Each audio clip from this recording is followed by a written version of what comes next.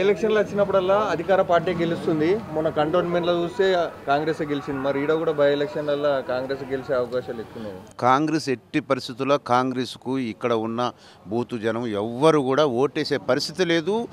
వాళ్ళు ఇక్కడ వచ్చి ఓటు అడిగే వాళ్ళకు హక్కును కూడా కోల్పోయారు. రేవంత్ రెడ్డి పరిపాలన ఆ విధంగా ఉంది. వారు ఇచ్చిన 420 హామీలు మొత్తం కూడా 420 లెక్కనే ఉన్నాయి. వారు 420, వారు ఇచ్చిన హామీలు కూడా 420. ఇక్కడ ఎట్టి పరిస్థితుల్లో కూడా గులాబీ జెండా కేసీఆర్ గారు నాయకత్వం గెలుస్తుంది. ఎట్టి పరిస్థితుల్లో దాంట్లో ఎటువంటి అనుమానం లేదు, ముచ్చట లేదు. ఇక్కడ ఏ ఇంటికి పోయినా కూడా ఎక్కడ పోయినా కూడా అదే నిరాజనం పడతారు. మీరు గడప గడపకి వెళ్ళి అడగండి. ఎవరి నోట విన్నా కూడా అయ్యా మా సారు కేసీఆర్ కారు అన్న తప్ప కాంగ్రెస్ అనే మాట ఎవరింటా కూడా రాదు. ఇది ఈ బోరబండలో ఇక్కడ చూస్తే చెత్త పేరుకపోయింది. చెత్త పేరుకపోవడానికి కారణం చెత్త నా కొడుకు కేటీఆర్ అని రేవంత్ రెడ్డి మాట్లాడుతున్నారు.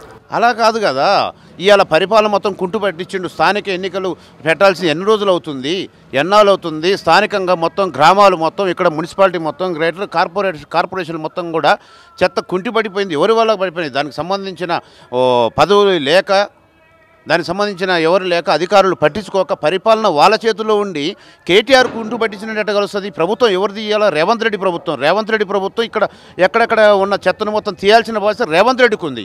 కేటీఆర్ గారికి ఏముంటుంది? కేటీఆర్ గారికి ఎలా ఉంటుంది? ఉండదు కదా. చేయాల్సింది రేవంత్ రెడ్డి. రేవంత్ రెడ్డి చెయ్యలేక కేటీఆర్ గారి మీద లేవనెత్తుండు తప్ప ఆయన పరిపాలన చేత కావట్లేదు.